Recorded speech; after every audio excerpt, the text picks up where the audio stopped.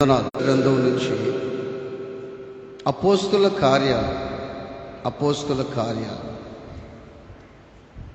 14వ అధ్యాయము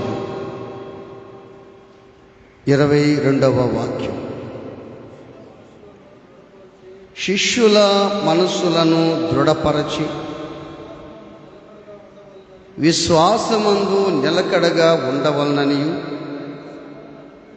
అనేకమైన శ్రమలను అనుభవించి మనము దేవుని రాజ్యములో ప్రవేశింపవలననియు వారిని హెచ్చరించిరి. చాలు. అపోస్తలుడైనటువంటి పౌలు, బర్నబా దెర్బే అనే ప్రాంతంలో సువార్త ప్రకటించిన తరువాత ఈ పౌలు, బర్నబాలు ప్రయాణం చేస్తూ అదే దారిలో ప్రతి పట్టణంలో ఆగుతా వచ్చారు. దెర్బే అనే ప్రాంతంలో సువార్త చేసి అదే పట్టణంలో ప్రయాణం చేస్తూ వాళ్ళు ఎక్కడైతే సువార్త చేశారో, ఎక్కడైతే సువార్త ప్రారంభించారో, ఎక్కడ దేవుని మాటలు చెప్పారో అక్కడ ఆగుతూ వచ్చారు. వాళ్ళు ఎందుకు అక్కడ ఆగారంటే ఈకోనియా, లుస్త్రా, అంతియోకయ అనే ప్రాంతాలకు వచ్చి ఎక్కడైతే దేవుని వాక్యాన్ని ప్రకటించారో ఆ 3 ప్రాంత ప్రజలకు చెప్తూ వస్తున్నారు. ఏమని చెప్తున్నారు వాళ్ళకి? అంతకుముందే వాళ్ళు సువార్త ప్రకటించారు. ఏదైతే చెప్పారో అదే మళ్ళీ రిపీట్ చేస్తున్నారు. బాగా ఆలోచించండి. సేవకుడు చెప్పే ప్రతి మాట అది రిపీట్ చేస్తాడు మళ్ళా. ఈ పౌలు, బర్నబాలు ఆ పట్టణంలో పరిచర్య చేసి వాళ్ళు ప్రయాణం చేస్తూ అదే దారిలో ప్రతి పట్టణంలో ఎక్కడైతే పరిచర్య చేస్తారో అక్కడ ఆగుతా వస్తున్నారు. ఇప్పుడు బాగా ఆలోచించండి.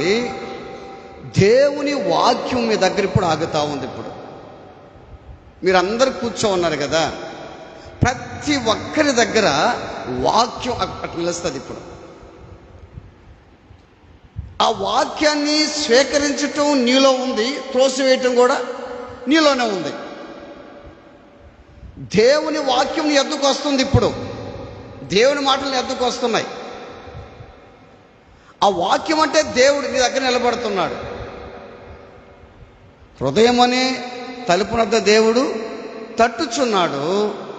ఎవడైనా ఆయన స్వరమిని తలుపు తీస్తే ఆయన వచ్చి అతడు ఆయన కలిసి ఏం చేస్తారంట?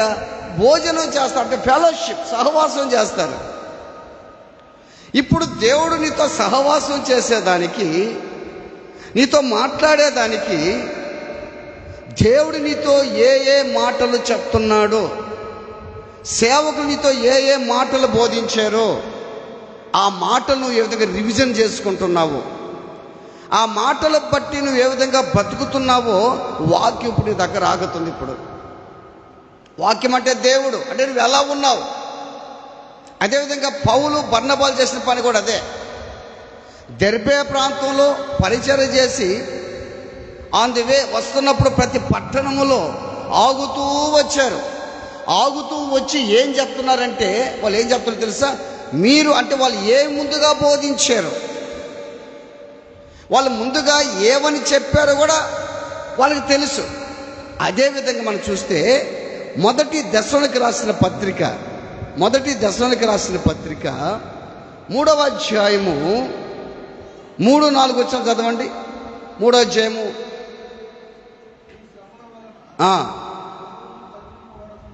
కదిలింపబడుకున్నట్లు మీ విశ్వాస విషయమై మిమ్మల్ని హెచ్చరించుటకును మన సహోదరుడును పంపితిని. మేము ఎద్దున్నప్పుడు శ్రమలు అనుభవించవలసి ఉన్నదని అది మీతో ముందుగా చెప్పాం కదా. చాలు, బాగా గుర్తుపెట్టుకోండి. ఇప్పుడు ప్రతి సేవకుడు, ఏ సేవకుడైనా చెప్పే మాటలన్నీయే. శ్రమలు వస్తున్నాయి, కష్టాలు వస్తున్నాయి, బాధలు వస్తున్నాయి, ఇబ్బందులు వస్తున్నాయి. వాటిని తట్టుకొని నిలబడి దేవుని వైపు చూడాలని ప్రతి సేవకుడు చెప్పేది ఇయే. చెప్పిన వాక్యమే చెప్తున్నారు వీళ్ళు అని అనుకుంటారు కదా చాలామంది. ఈ అపోస్తులు కూడా ఆ దశలకి, ఆ సంఘస్థులకు చెప్పిన మాటలు ఇయే. మేము ముందు చెప్పాం కదా మీకు, ఒకప్పుడు మీతో బోధించాం కదా మీకు. అదేవిధంగా అపోస్తులు కూడా వాళ్ళు ప్రయాణం చేస్తూ చెప్తున్న మాటలు ప్రతి పట్టణంలో ఆగుతూ వస్తున్నారు. వాళ్ళు ప్రతి ప్రదేశంలో ఆగుతూ వస్తున్నారు. అంటే ఇప్పుడు వాక్యం ఏంటంటే నీ యొద్ద ఉంది, ఆ వాక్యము నీ నోట ఉంది, ఆ వాక్యము నీలో పనిచేస్తుంది. ఇప్పుడు ఆ వాక్యాన్ని నువ్వు త్రోసివేస్తున్నావా, స్వీకరిస్తున్నావా? ఒక ప్రశ్న మనం వేసుకోవాలి ఈ రోజున. అందుకని ఈ అపోస్తులు ఏం చేస్తున్నారంటే, పౌలు బర్నబా ఏం చేస్తున్నారంటే, ఈ ప్రజల దగ్గరకు వచ్చి ఏం చెప్పారు తెలుసా? శిష్యుల మనసులను దృఢపరచి మరలా దృఢపరుస్తున్నారు. అంటే విశ్వాసుల జీవితాలు ఎట్లా? అంతకుముందు దృఢపరిచారా లేదా? అంతకుముందు చెప్పారు వాళ్ళకి, దేవుని మాటలు బోధించారు వాళ్ళకి, దృఢపరిచారు, మళ్ళా దృఢపరుస్తానే ఉన్నారు. అంటే విశ్వాసులు ఎట్టున్నారంటే ఒక్కసారి విన్న వాక్యం ఎట్టెళ్ళిపోతుంది, వాళ్ళకి అర్థం కావట్లే. ఆ వాక్యాన్ని గాలికి వదిలేస్తూ ఉన్నారు వాళ్ళు. ఈరోజు చెప్పిన వాక్యం రేపటి జ్ఞాపకం ఉంటుంది ప్రజలకి.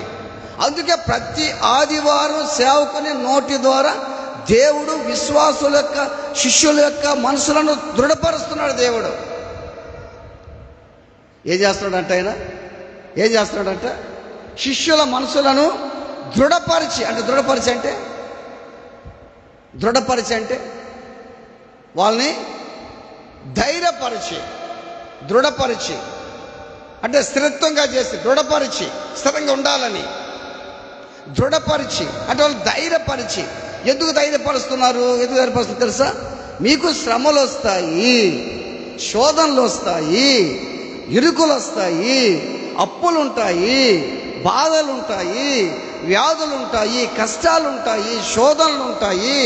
భార్య నుంచి భర్తకి, భర్త నుంచి భార్యకి, తల్లిదండ్రులకి బిడ్డల ద్వారా కష్టాలు వస్తాయి, ఇరుగు పొరుగు ద్వారా కష్టాలు వస్తాయి, వీళ్ళందరి ద్వారా కష్టాలు వస్తాయి.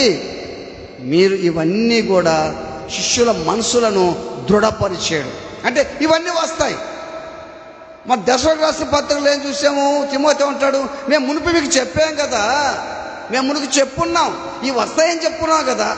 అంటే ప్రతి నుంచి ఎప్పుడైతే మనం యేసు ప్రభువుని నమ్ముకున్నాం మనకు తెలుసు, మనకు కష్టాలు వస్తాయని తెలుసు, బాధలు వస్తాయని తెలుసు, శోధనలు వస్తాయని కూడా అన్నీ మనకు తెలుసు. కానీ మన మనసులు దృఢపరచబడుతున్నాయా, తేలిపోతున్నాయా? మన మనసులు ఎలా జీవిస్తున్నా తెలుసు? ఆలోచన చేయండి. అంటే ఈ లోకంలో మనం అనుకుంటున్నాం, ఈ లోకం అంతా నాదేను, ఈ లోకంలో శిలాసిన కూర్చుంటాను, నన్ను ఎవరు కదిలించలేరు, ఈ లోకంలో బతుకుతాను నువ్వు అనుకుంటున్నావు. ఎలా ఉంటే నువ్వు దేవుని రాజ్యంలో ప్రవేశిస్తావు? ఒక్కసారి ప్రశ్న వేసుకో. శిష్యుల మనసు దృఢపరిచి విశ్వాసమందు నిలకడగా ఉండవలననియు. దేంట్లంట నిలకడ? విశ్వాసములో నిలకడ. విశ్వాసము లేనిదే దేవునికి ఇష్టుడై ఉండుట అసాధ్యమని దేవుడు చెప్తున్నాడు. నువ్వు మందిరంకి ఎందుకు వస్తున్నావు? విశ్వాసం అనేది లేకపోతే దేవుని ఆరాధించడం కూడా వ్యర్థమే. ఇప్పుడు ఎట్లా నువ్వు మామూలుగా ఆలోచన చేస్తే, నాకు బాగలేదు, నేను ప్రార్థన చేస్తే దేవుడు నన్ను స్వస్థపరుస్తాడు అని విశ్వాసం నీలో ఉండాలి. రెండవది, నాకు బాగలేదు, నా కుటుంబంలో సమస్యలు, కష్టాలు, బాధలు ఉన్నాయి, కాపరి చేత ప్రార్థన చేయించుకుంటే దేవుడు నన్ను ఆదుకుంటాడు, విడుదల చేస్తాడని విశ్వాసం నీలో ఉండాలి. ఇవి లేకుండా నువ్వు ఎంతసేపు ప్రార్థన చేస్తే నీ పరిస్థితి అలాగనే కొనసాగిపోతుంది. విశ్వాసం లేదు, నీవు దృఢపరచబడలా. అపోస్తలుడైన పౌలు వారి మనసును దృఢపరిచాడు, విశ్వాసముందు నిలకడగా ఉండమన్నాడు, వాళ్ళు హెచ్చరించాడు. అనేక శ్రమలు మనం పొందాలని చెప్పాడు. అనేక శ్రమలు పొందితే మనం పరలోక రాజ్యం పోతామన్నాడు. యేసు ప్రభు కూడా ఈ లోకంలో జీవించేటప్పుడు అనేక శ్రమలు పొందాడు. ఆయన కష్టాలు అనుభవించాడు, నిందలు, అవమానాలు, సూటిపోటి మాటలు ఉమ్మివేయించుకున్నాడు. ఆయన ఇరుకులు, ఇబ్బందులతో నలిగిపోయినాడు యేసుక్రీస్తు ప్రభు. అపోస్తలుడైన పౌలు కూడా ఎన్నో పర్యాయాలు ఓడలో ఉన్నాడు, ఆహారం లేక ఉన్నాడు. యేసు ప్రభు ఒక్కసారి 39 కొరడా దెబ్బలు అనుభవిస్తే అపోస్తలుడైన పౌలు 5 మారులు కొరడా దెబ్బలు అనుభవించాడు. 39 కొరడా దెబ్బ, 5 మారులు కొట్టబడ్డాడు, ఏడవబడ్డాడు, రాళ్లతో కొట్టారు. దాని ముందు వాక్యంలో కానీ చదివితే వాళ్ళు కొట్టారు ఆయన్ని. అపోస్తలుడైన పౌలు కొడితే చచ్చిపోయాడు అనుకున్నారు. వాళ్ళు వెళ్ళిపోయిన తర్వాత దులుపుకొని దేవుని దగ్గరికి వెళ్ళిపోతున్నాడు సేవ చేసేదానికి. అసలు ఏంది బాగా ఆలోచన చేయి. ఇంత శ్రమలు వస్తే, ఇంత కష్టాలు వస్తే ఈ శ్రమలు పక్కన పెట్టేసి అసలు ఏం నేర్చుకున్నారు వాళ్ళు దేవునిలో?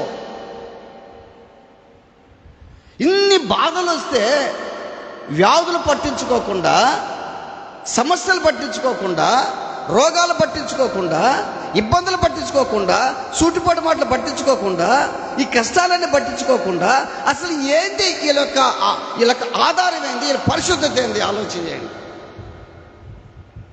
వీళ్ళు ఒక్కదాని కోసం ఎదురు చూస్తున్నారు, ఆ నిశ్చలమైన రాజ్యం కోసం చూస్తున్నారు. వాళ్ళకి తెలుసు ఈ లోకంలో ఎంత కాలం జీవించినా మనం చెప్పండి, మనం ఏం చేయాలి? చనిపోవాలి. చనిపోయే ముందు, చనిపోక ముందు నువ్వేం చేస్తావు? ఒక ప్రశ్న వేసుకో. చనిపోయిన తర్వాత ఏం చేయలేము. కన్నా చనిపోయిన తర్వాత ఒక నరకానికి వెళ్ళామనుకో, అక్కడ నువ్వు అగ్నిగుండంలో పోయి, ఓ తండ్రి దేవా నన్ను క్షమించు, నేను తప్పు చేసిన, నన్ను లాగడు అనిచి లాగడు దేవుడు. ఇప్పుడే నువ్వు అనుకుంటే, ఇప్పుడే నన్ను క్షమించయ్యా, నేను తప్పు చేశానంటే దేవుడు నీకు విమోచనిస్తాడు. ఇన్ని బాధలు, ఇన్ని కష్టాలు పడితే అపోస్తలులందరూ కూడా రంపాలతో కోయబడ్డారు, ఖడ్గాలతో నరకబడ్డారు, తలకిందుగా సిలువేయబడ్డారు, యక్షాకారులు సిలువేయబడ్డారు, హతసాక్షులుగా మారిపోయారు. పోయిసారి చెప్పే యెషయా గురించి నిలబెట్టి తల కిందకి కాళ్ళు పైకి పెట్టి మధ్యలో రంపతో కోసారంట ఆయన్ని, యెషయా ప్రవక్త. అది ఏంది? ఎంతో ఓర్చుకున్నారు వాళ్ళు. ఆ ఓర్చుకునే కృప కూడా దేవుడు వాళ్ళకి ఇచ్చాడు. హల్లెలూయా. ఆ ఓర్చుకునే కృప కూడా ఇచ్చాడు నీకు కూడా. బాగా ఆలోచన చేయి. నువ్వు ప్రార్థన చేస్తే కడుపు నొప్పి, తలనొప్పి, బాధల, కష్టాల, ఏదైనా సరే, ఇంట్లో వేదన, ఇంట్లో శ్రమల, భరించలేని కష్టాల, తలెత్తుకోలేని శోధనలా ఇన్న ఉంటే నువ్వు దేవుణ్ణి అడిగితే ఆ కృపిస్తాడు దేవుడు. అవి ఓర్చుకునే కృపిస్తాడు, తట్టుకునే కృపిస్తాడు. ఆ కృప ఎంత ఉంటుందో తెలుసా? మీరు బాగా ఆలోచన చేస్తే ఆ కృప ఎలా ఉంటుందంటే, నీకు అర్హత లేకపోయినా కృప నువ్వు పొందుకున్నావు. అటువంటి పౌలు చెప్తున్న మాట ఇది. అటువంటి పౌలు చెప్తున్నాడు ఏమో తెలుసా? విశ్వాసుల యొక్క శిష్యుల మనసులో దృఢపరిచి మీరు విశ్వాసమందు నిలకడగా ఉండాలని వాళ్ళని హెచ్చరించి, మనము అనేక శ్రమలు పొందితేనే పరలోక రాజ్యం అన్నాడు పౌలు. యేసు ప్రభు కూడా ముందు చెప్పాడు లోకంలో. ఆయన చనిపోక ముందు శిష్యులకు చెప్పాడు. చూస్తే యోహాను సువార్త 16వ అధ్యాయం 33వ వాక్యం చూస్తే మనకు తెలిసిపోద్ది. యోహాను సువార్త 16:33, నా యందు మీకు సమాధానము కలుగునట్లు ఈ మాటలు మీతో చెప్పుతున్నాను. లోకములో మీకు శ్రమ కలుగుతుంది, అయినను ధైర్యము తెచ్చుకొనుడి, నేను లోకాన్ని జయించి ఉన్నాను. చూసావా? లోకంలో మీకు ఏమవుతుందంట? అమ్మ వింటున్నారా? నాకు బాధ, నా కష్టాన్ని బాధ అనుకుంటున్నారా? యేసు ప్రభువుని నమ్మిన నువ్వు, నీకు కష్టాలు వస్తాయి. అపోస్తలుడైన పౌలు, బర్నబా దెర్బే ప్రాంతంలో సేవ చేసి ప్రతి పట్టణములో విశ్వాసుల మనసులో దృఢపరిచి, శిష్యుల మనసులో దృఢపరిచి, తర్వాత వాళ్ళని విశ్వాసమందు నిలకడగా ఉండాలని చెప్పాడే కానీ మీకు ప్రతి పట్టణంకి వచ్చి దేవుడు మిమ్మల్ని ఆశీర్వదిస్తాడు, మీకు పైనుంచి మూట పడుతుందని చెప్పాడా? మీకు డబ్బు వస్తుందని చెప్పాడా? ఏమ్మా, మీకు డబ్బు వస్తుంది, పైనుంచి మూట పడుతుంది, ఒక ప్లాట్లు వస్తాయి, పెద్ద బంగ్లా వస్తుందని చెప్పాడా? ఇక్కడికి బంగ్లా లేకపోవచ్చమ్మా, ఇక్కడికి బంగారు లేకపోవచ్చమ్మా, అక్కడికి బంగ్లాలు ఉన్నాయి. మీకు అర్థం కావట్లే, అసలు సేవకులు చెప్పే మాటలు మీకు అర్థం కావట్లేదు, చాలా మందికి అర్థం కావట్లే.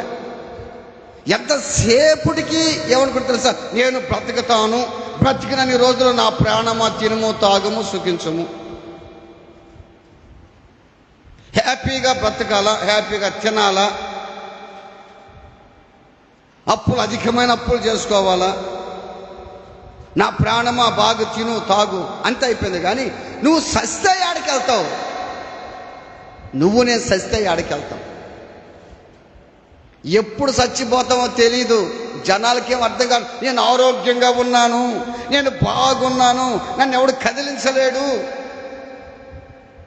నేను చాలా పుష్టిగా ఉన్నాను, మంచి ఆహారం తింటున్నాను, నేను చాలా బాగున్నా, పర్ఫెక్ట్ నేను అనుకుంటున్నావే. కానీ ఎప్పుడు చనిపోతావో మనకి తెలియదే. ఆ చనిపోయే ముందు ఒక ప్రశ్న వేసుకో, నిజమే ప్రభా నువ్వు చనిపోవాలి కదా, ఈ లోకంలో అంతా వేదనే, ఈ లోకంలో బాధలే, శోధలే, కష్టాలే ఉన్నాయి, ఇబ్బందులే ఉన్నాయి, నేను నీ దగ్గరకు రావాలి కదా ప్రభా, నేను ఎలా ఉంటే నీ దగ్గరకు వస్తాను, ఏ విధంగా నీ దగ్గరకు వస్తాను నేను. దేవుని బిడ్డారా, దేవుడు చెప్పిన మాట ఏం తెలుసా? ఆ కష్టాల్లో కూడా ఓర్చుకునే మనస్తత్వం మనకు ఉండాలి. ఎట్టా? ఆ కష్టాలు, ఆ శోధనలు కూడా ఓర్చుకునే మనస్తత్వం మనకు ఉండాలి. మత్తయి సువార్త చూడండి, మత్తయి సువార్త 5వ అధ్యాయం చూడండి, మత్తయి సువార్త 5వ అధ్యాయం 10 నుంచి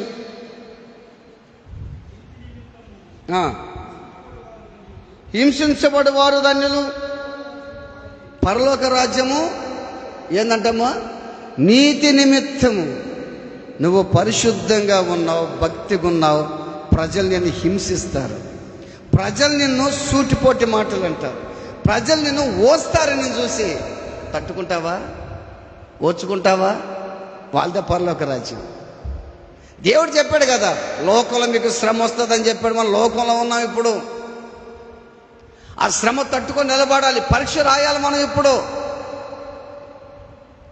పరీక్ష అందరూ రాస్తారు, అందరూ చదువుతూ ఉన్నారు. ఇప్పుడు మనందరం చదువుతున్నామా లేదా? చదువుతున్నామా? ఎక్కడ చదువుతున్నాం? చర్చిలో చదువుతున్నాం. ఎగ్జామ్స్ రాయాలి మనం. కొంతమంది ఎగ్జామ్ కూర్చుంటారు, వాళ్ళు ఎంతమంది పాస్ అవుతారో ఎంతమంది ఫెయిల్ అవుతారో తెలియదు.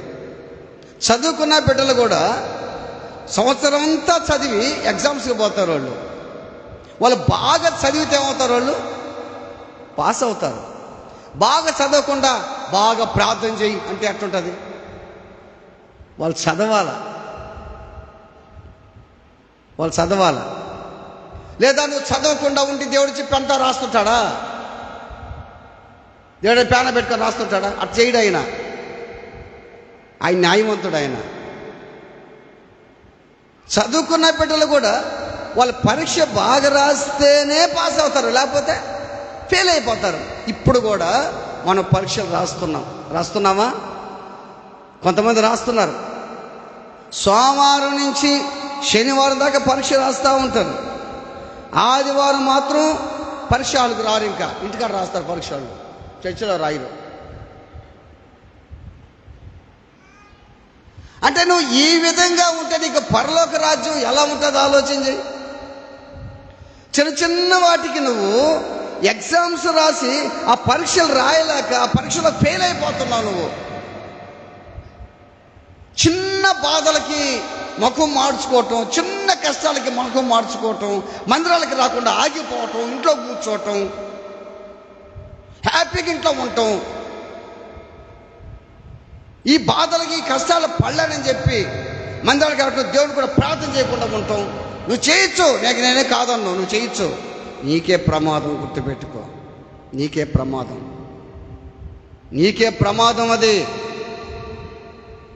నువ్వు హ్యాపీగా బ్రతుకుతున్నావు, హ్యాపీగా జీవిస్తున్నావు. ఇంట్లో సమస్యలు కష్టాలు పెట్టుకొని, అరే నీకు ఆదివారం మందిరికి వెళ్ళాలని జ్ఞానం నీకు ఉంది కదా, తెలుసు కదా నీకు.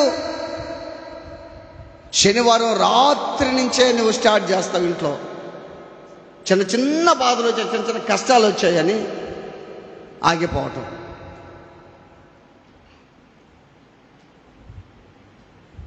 దేవుని బిడ్డలారా ఆలోచన చేయండి.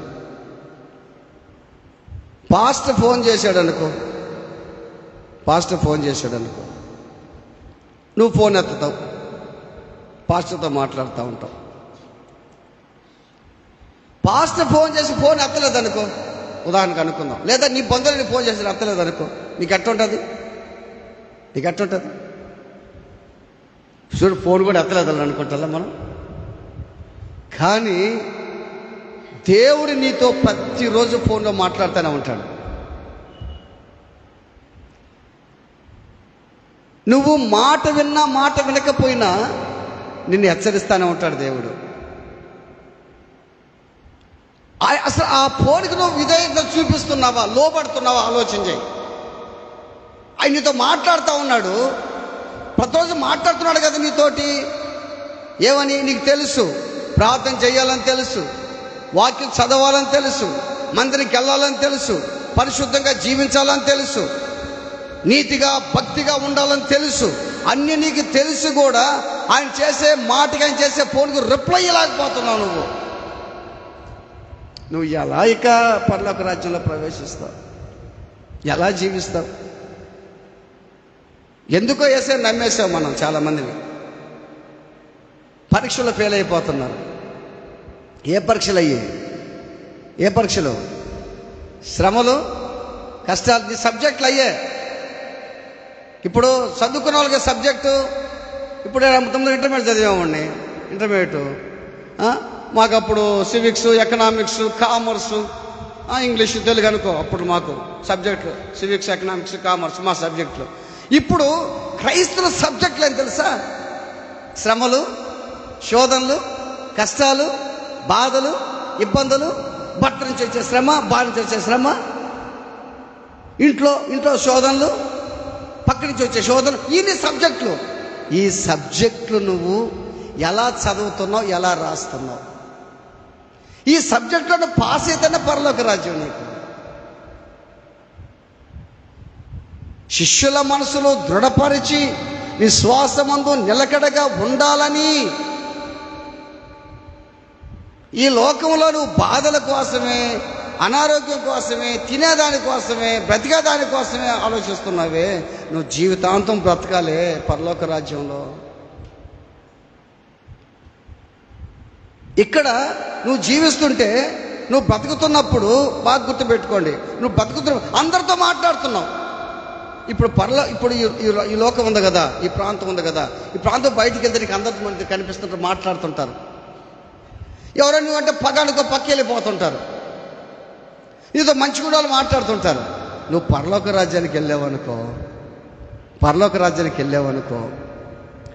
నువ్వు భక్తిగా ఉండేవనుకో, నీతి నిమిత్తం హింసించబడ్డావనుకో, నువ్వు దేవుని దగ్గరికి వెళ్ళిపోయినావనుకో, అక్కడ ఎవరుంటారో తెలుసా నీకు? ఎవరు తెలుసా? దేవదూతలు ఉంటారు, అపోస్తలుడైన పౌలు ఉంటాడు, పేతురు ఉంటాడు, అంద్రయ ఉంటాడు, ఏలియా ఉంటాడు, ఎలీషాలు ఉంటారు, దావీదు ఉంటాడు, స్టెఫను ఉంటాడు, అందరూ ఉంటారు. నీకు అందరితో మాట్లాడుతుంటావు నువ్వు అక్కడ. అంటే ఇక్కడ మనం ఎట్టా తిరుగుతున్నామో దేవుని రాకళ్ళ పరలోక రాజ్యంలో కూడా అట్నే ఉంటాం మనం. అసలు నువ్వు ముందే స్థిరపడతావు కదా, నీ బిడ్డలు స్థిరపరిచేదానికి. నువ్వు స్థిరపడలా ముందు. నువ్వు స్థిరపడితే నీ బిడ్డలు స్థిరపరచవచ్చు. నువ్వు నీ బిడ్డల కోసం నువ్వు ఏమైనా ప్రార్థన చేస్తున్నావు? అసలు నా బిడ్డలకి చదువు, నా బిడ్డలకి భాగ్యం, అది విధంగా నా బిడ్డలు క్రీస్తులో ఉండాలని ప్రార్థన చేయి. నా బిడ్డలు యేసుని నమ్ముకోవాలని ప్రార్థన చేయి. నా బిడ్డలు మారు మనసు పొందాలని ప్రార్థన చేయి. నువ్వు చేసే ప్రార్థన అంతా కూడా అదే.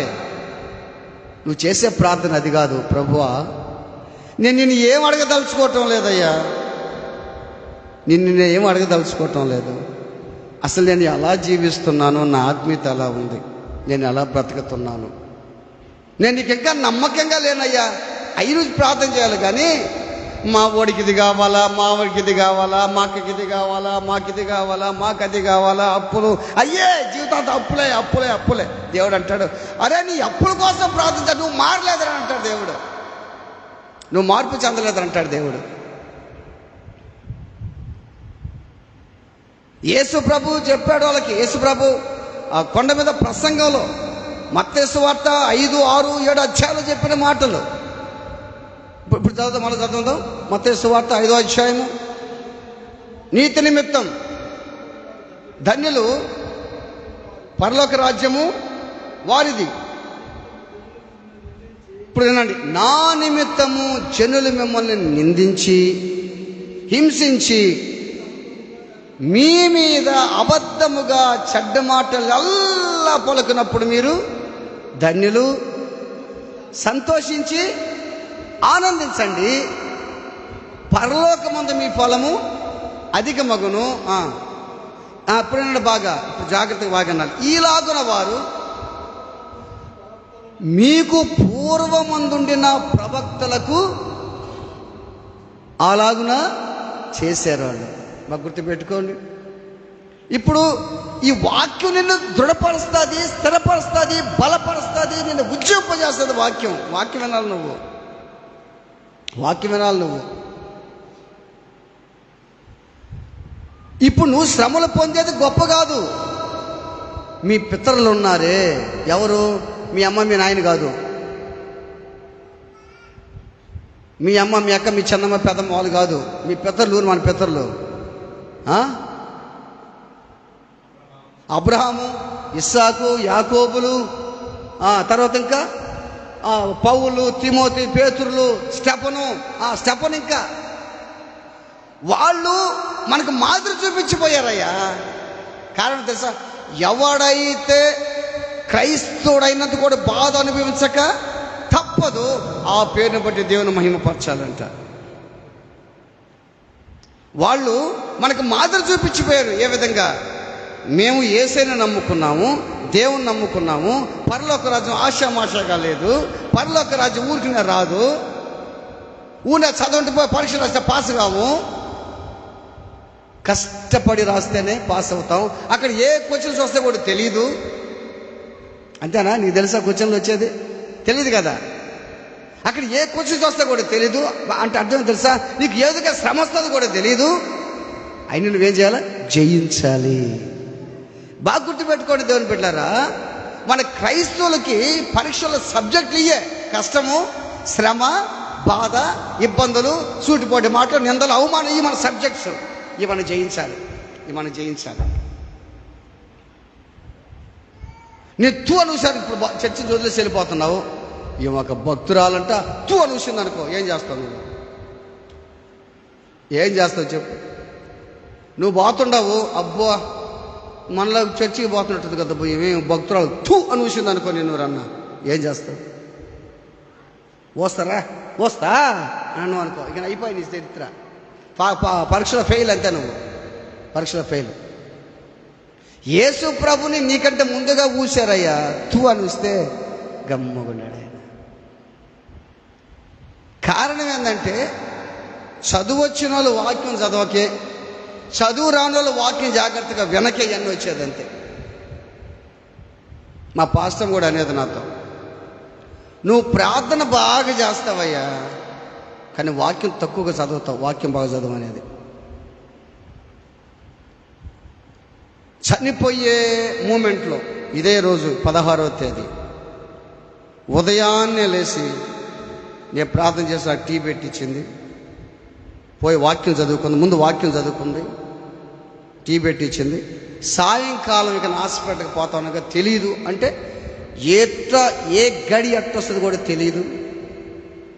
అప్పుడు కూడా వాక్యం చదివి వచ్చి చదవలేకున్నానయ్యా, తల నిలవటం లేదని చెప్పి వచ్చి కూర్చుంది.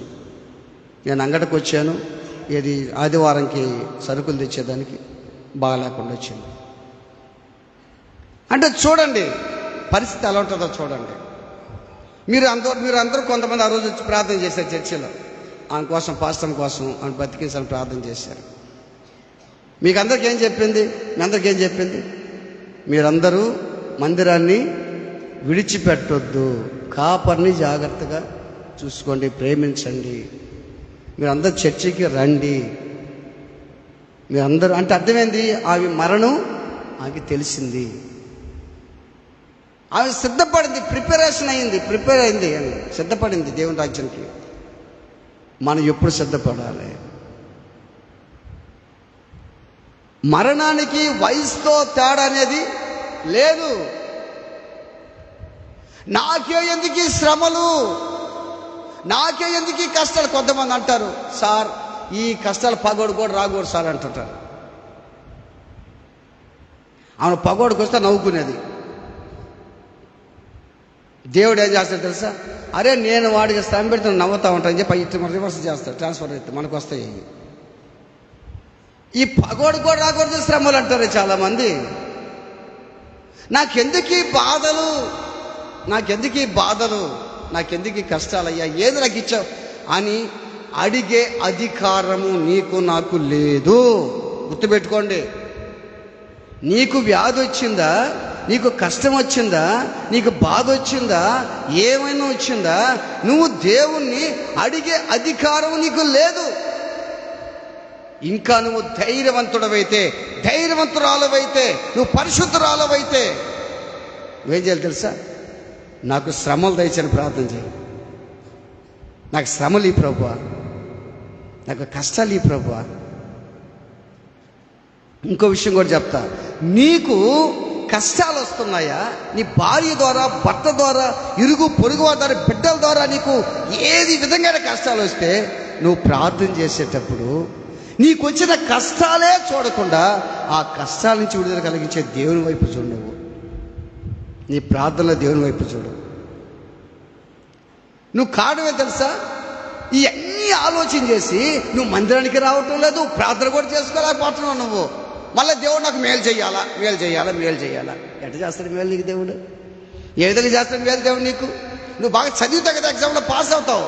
నువ్వు చదవటంలే, నువ్వు ఫెయిల్ అయిపోతున్నావు. నువ్వు చదవటంలా, నువ్వు ప్రార్థన చేయటంలే.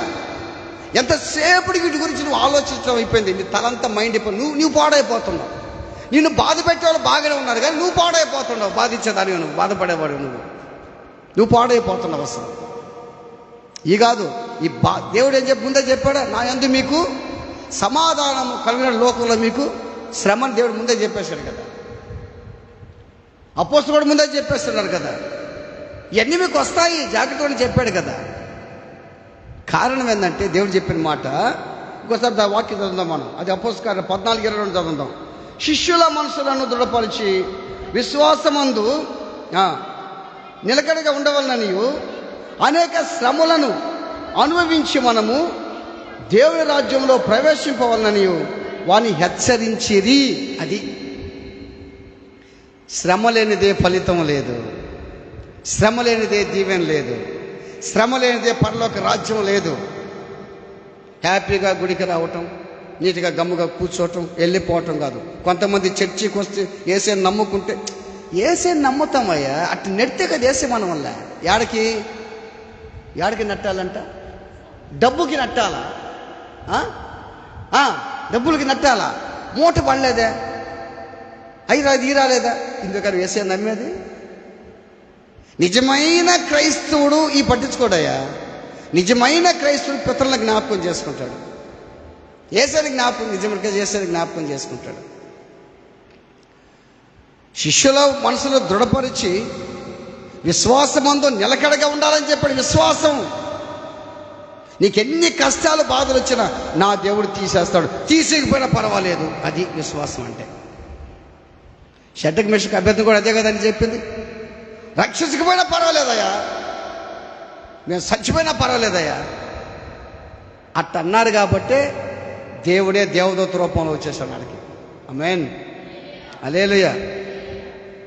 చూడండి, మన హృదయాలు, మన మనసులు దృఢపరచబడాలి ఒకటి. రెండవది ఏంటంటే విశ్వాసమందు మనం నిలకడగా ఉండాలి. మూడవది చూద్దాం. కొలస్సీలకు రాసిన పత్రిక 4వ అధ్యాయము 2వ వాక్యం. కొలస్సీలు బాగా ప్రార్థన యందు నిలకడగా ఉండి కృతజ్ఞత గలవారై దాని యందు దేని యందు అంటమ్మా? దేని యందు? ప్రార్థన యందు. ఇప్పుడు ఒక విషయం మీకు చెప్తున్నా. ఇప్పుడు మీరు బాగా మీ గుండె మీద చేసుకొని చెప్పండి. మీ అందరికి ఇంట్లో కష్టాలు ఉన్నాయి, అందరికి బాధ. నువ్వెంత ప్రార్థన చేస్తున్నావు? నువ్వు ప్రార్థన చేయకుండా మందిరానికి రాకుండా ముగించుకొని ఇంట్లోనే కూర్చొని హ్యాపీగా ఇదంతా ఆడుతా పాడుతా నాకు తీరలు గడిచేస్తుంది. నీ భర్త మారుడు, భార్య కూడా మారదు. అంతే, నీ భర్త మారుడు, భార్య కూడా మారదు, ఇంట్లో కూడా మారదు. నువ్వు కానీ ప్రార్థన చేస్తే దేవుడే అద్భుతం చేస్తాడు, ఖచ్చితంగా చేస్తాడు దేవుడు. నీ ప్రార్థన చేయకట్ట అయిపోయింది నీ జీవితం. గుర్తుపెట్టుకో, నువ్వు ప్రార్థన చేయట్లా. నువ్వు కష్టపడితేనే పరలోక రాజ్యం. సుఖంగా ఉండడానికి పరలోక రాజ్యం లేదు. దేంటని చెప్పేది సుఖం? నాకు శ్రమలు అక్కర్లేదు, నాకు కష్టాలు వద్దు, నాకు బాధలు వద్దు. మనం ఎందుకు చర్చికి పోవటం రావటం ఒకటి పట్టించుకోబడలేదు. మనము వాళ్ళంటే ఒప్పుకోబాకండి. నువ్వెందుకు ఒప్పుకోబాకు, ఒప్పుకోబాకరా, మా చెమ్మల్చి కొట్టు, అవి కాదు. ఆ మాట నువ్వు వినేది. నువ్వు చర్చికి వచ్చేటప్పుడు, ఇంటికాంచి కదిలేటప్పుడు పక్కన వాళ్ళని చూసి అని అంటారు, మళ్ళా అవుతున్నారు అని అంటారు. మళ్ళా ఇవన్నీ వస్తాయి. అమ్మ నిలబడి చర్చికి రాకుండా తొగ్గు వేసుకుంటావు, ఇంటికి పోతావా? ఏ దేవుడు చెప్పింది నీకు? నీకు ఎన్నెన్నో వస్తుంటాయి. నువ్వు క్షమించలేని దానివి, క్షమించలేని వాడివి. నీకు దేవుడు కార్యం ఎట్ట చేస్తాడు? నువ్వు పరలోక రాజ్యం ఎట్ట పోతావు? ఆలోచించి. నీకు పరలోక రాజ్యం లేదు. ఎవరికుందో పరలోక రాజ్యం? నీతి నిమిత్తం హింసించబడతారే, శ్రమలు, శోధనలు, కష్టాలు, బాధలు తట్టుకొని నిలబడతారే, వాళ్ళకి పరలోక రాజ్యం ఉంది. పరలోక రాజ్యం ఉంది వాళ్ళకి.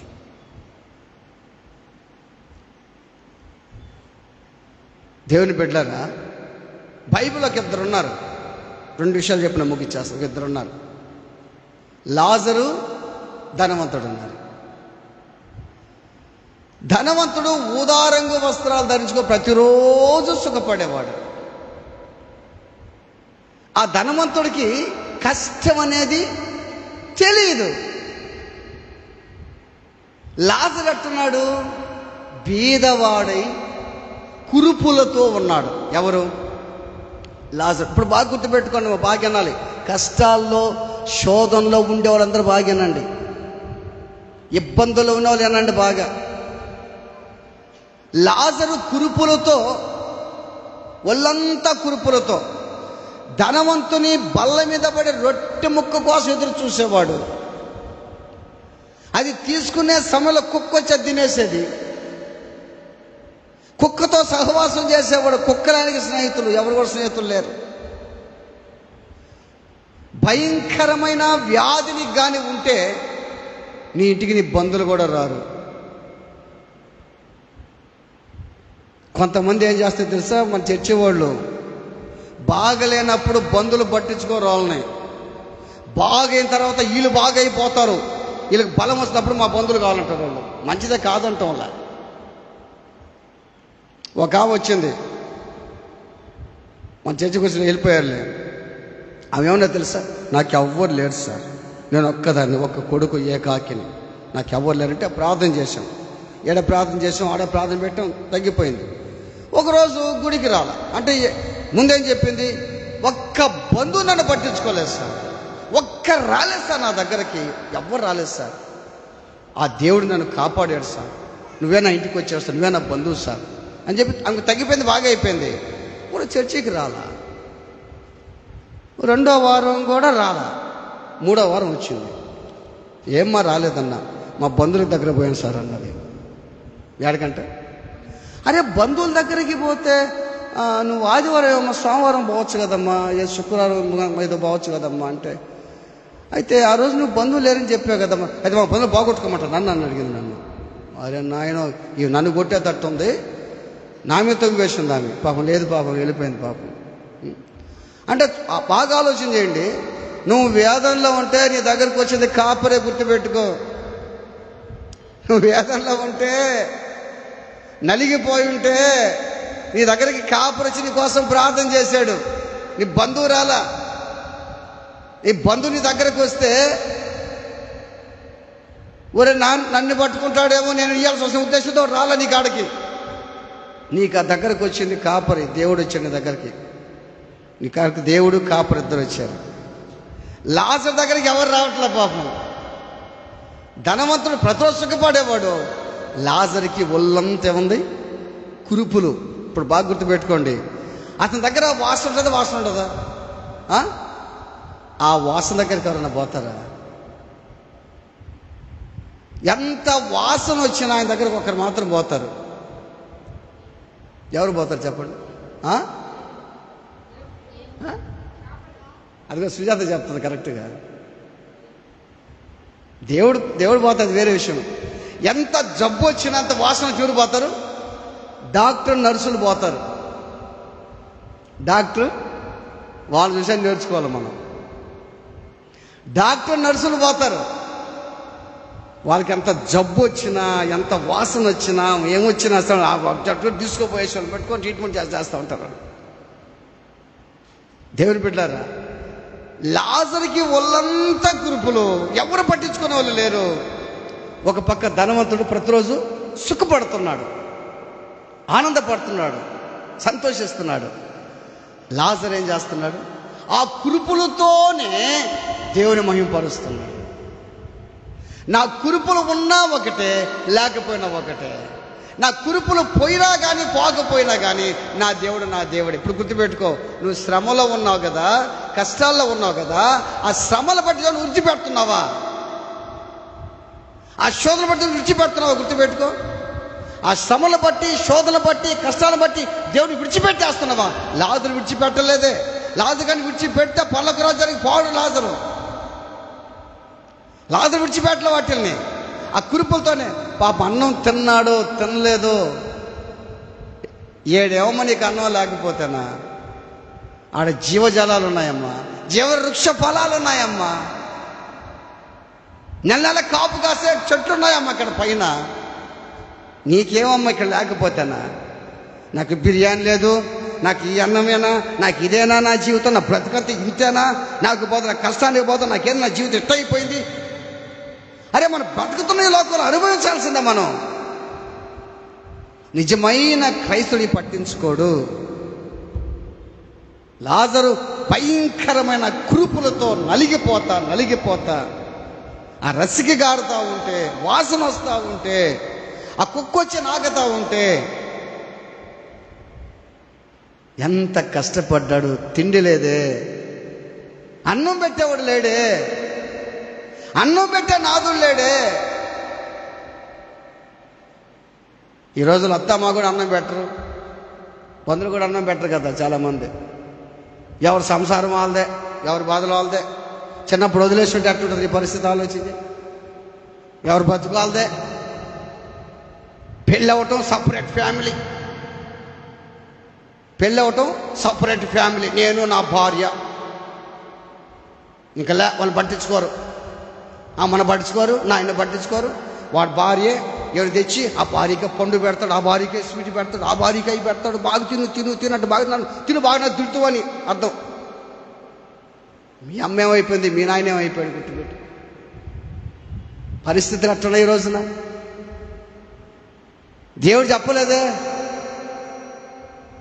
చెప్పలేదే. తల్లిదండ్రిని సన్మానించేవాడు దీర్ఘాయుష్మంతుడవుతాడంట. తల్లిదండ్రిని బాధ పెట్టాడు కారు చీకటి దీపం ఆరిపోతుందంట. దేవుని బిడ్డలారా, లాజరుకి ఎవరు లేరు. కొంతమంది ఎట్లుంటారు తెలుసా? ఎవరు లేకపోయినా నాకేమంటుంటారు. వాళ్ళు తగ్గించుకోరు మనస్తత్వం ఉండదు వాళ్ళల్లో.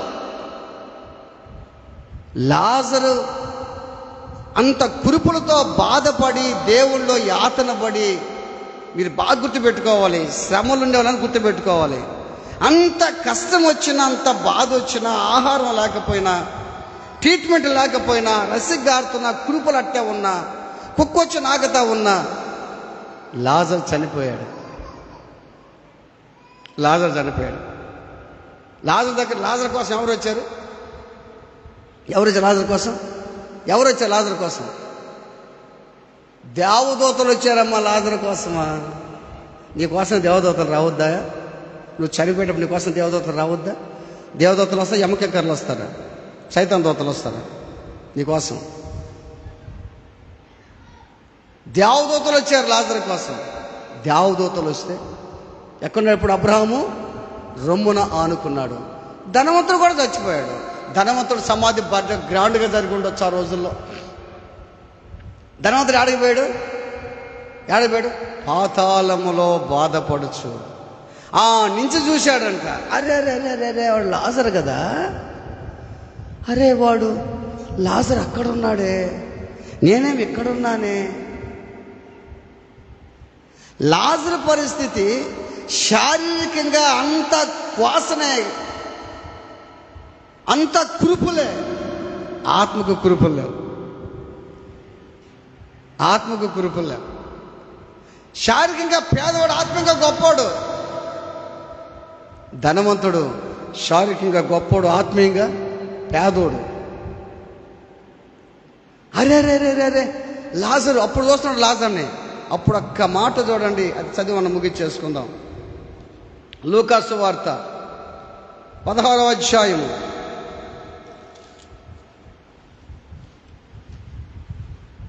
16వ అధ్యాయం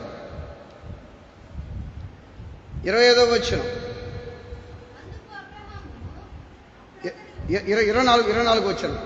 తండ్రివైన అబ్రహామా, నా యందు కనికరపడి తన వేలుకొన నీళ్ళ ముంచి నా 4 చల్లార్చుటకు లాజరును పంపుము, నేను అగ్ని జ్వాలలో యాత్రపడుతూ చెప్పి కేకలు వేసి చెప్పాను. ఇప్పుడు అందుకు అబ్రహాము, నా కుమారుడా, నీవు నీకిష్టమైన సుఖం అనుభవించావు.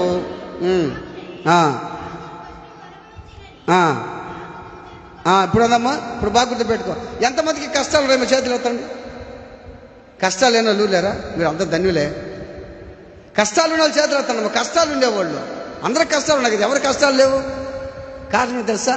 పరలోక రాజ్యంలో దేవుడు అంటాడు, నిన్ను పక్కన కూర్చోబెట్టి పక్కన అనుకో, నా బిడ్డ భూలోకంలో కష్టం అనుభవించును అంటాడు దేవుడు. అందుకే ఇక్కడ సుఖపడుతుంది అంటాడు. ఇప్పుడు చాలామంది లోక సాగుతా ఒకటల్లా కష్టపడితేనే సుఖపడతారంటుంటా. నువ్వు కష్టపడితే నీ లోకంలో, దేవునిలో కష్టపడితేనే, దేవునికి యథార్థంగా జీవిస్తేనే అక్కడ నువ్వు సంతోషంగా ఉంటావు. ఈరోజు మందిరికి వస్తే రేపు ఫుల్ స్టాప్ పెట్టడం, రేపు వస్తే ఎల్లుండి ఫుల్ స్టాప్ పెట్టడం, ఆ కార్యక్రమం ఈ కార్యక్రమంకి రాకుండా ముగించుకోవటం. ఈ కాదు, నువ్వు పరీక్షలు రాయటం సరిగా, నీ పరీక్షలు రాయటం మళ్ళీ పాస్ అవ్వాలి. నువ్వు పరీక్షలు రాయాలి, పాస్ అవ్వాలి. మళ్ళీ నువ్వు ఎట్ట జరుగుతుందో ఆలోచించి చూడండి, చదవండి దాన్ని. కుమారుడా, అనుభవించావు,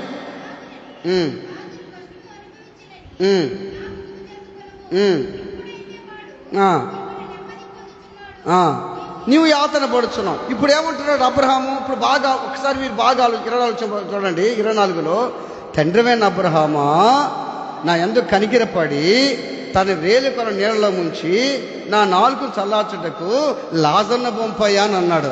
అంటే భూలోకంలోనే ఉండాలి ఇవన్నీ. నీకు పరలోకంలో పోయిన తర్వాత అగ్నిగుండాల్లో ఉండి పరదేశంలో మనలాంటి ఊరని ఉండాలనుకోని చూసి, సార్ ఆ రోజు ప్రార్థన చేస్తే లేదు సార్, నేను మళ్ళీ ప్రార్థన చేసి నేనేం చేశాను ప్రార్థన? సార్ నువ్వు ప్రార్థన చేసావు, బాగైపోయింది సార్, నేను మళ్ళీ తప్పు చేశాను సార్ అంటే ఫలితం ఉంటుందా? ఆడలేదమ్మో ఫలితము. ధనవంతుడిగా నువ్వు నిందాడా? నా కుమారుడా, ఇక నీ జీవితం అంతే, నువ్వు వాడే లాజరు ఏడ. పైగా నీ దగ్గర కొంచెం మధ్యలో అగాధం ఉంది. అప్పుడేమంటాడు? అయ్యా నాకు 5 మంది అన్నదమ్ములు, వాళ్ళు కూడా ఇక్కడికి రాకుండా ఇప్పుడే గుర్తుపెట్టుకో. ఇక్కడే నువ్వు ప్రార్థన చేయి. మా అమ్మ ఇంకా మారలా, మా నాయన ఇంకా మారలా, మా బంధువులు ఇంకా మారలా, నా తోపుట్టులు మారలా, ఇంకా ఎస్ఐ వాళ్ళు మారలేదయ్యా. రేపు అక్కడ ఏముండలేదు, ఏ రికమెండేషన్ లేదు. లేదా భార్య పరలోక రాజ్యం భర్త నడకలో ఉన్నాడు అనుకో, భర్త చూసాడుకో, ఓమే నేను నీకు కుదరదాడా? కుదరదు. మీకు అర్థం కావట్లే, అసలు మీకు అర్థం కావట్లే. ఏదో వేసాను నమ్మేసాక మీకు అర్థం కావట్లే. దేవుడు అక్కడైతే సమీపంలోకి వచ్చేసింది. 666 ముద్ర కూడా రెడీ అవుతుందంట. చిన్న చిప్పు ఒకటి ఉందంట, చిప్పులాగా వస్తున్నాయంట. భయంకర రోజులు దగ్గరికి వచ్చేసి ఉన్నాయి, శ్రమలు ఇబ్బందులు వచ్చేసి ఉన్నాయి, రాకడ దగ్గరికి వచ్చేసి ఉన్నాయి. ఇక్కడ కష్టపడ్డాడు కాబట్టి అక్కడ సుఖపడుతున్నాడు. ఎవరు? లాజరు. ఇక్కడ సుఖపడ్డాడు కాబట్టి అక్కడ కష్టపడుతున్నాడు. ఇక్కడ నెమ్మదిగా జీవించాడు, అక్కడ మాత్రం నెమ్మది లేదు. ఇక్కడ నెమ్మది లేదు ఎవరికి? లాజరుకి. ఏ నెమ్మది? నెమ్మది అంటే ఇదే. పక్కనోడు తూగు పెట్టుకుంటాడు, పక్కనోడు తిడుతుంటాడు, పక్కనోడు కొడుతుంటాడు. ఈ డబ్బులని, ఈ అప్పులని, అవి కట్టలేక, ఈ కట్టలేక, ఆ పరిస్థితి, ఈ పరిస్థితి, పిల్లల ఫీజులు, అయ్యని కష్టం, ఇవన్నీ పెట్టుకొని, ఈ కష్టమంతా పెట్టుకొని లాజరు వలె దేవునికి నమ్మకంగా జీవించాలి. Praise the Lord. అటువంటి వాళ్ళదే పరలోక రాజ్యం. అందరూ పైకి లెస్సులు పడదాం, అందరూ పైకి లెస్సులు పడదాం, అందరూ పైకి లెస్సులు పడదాం.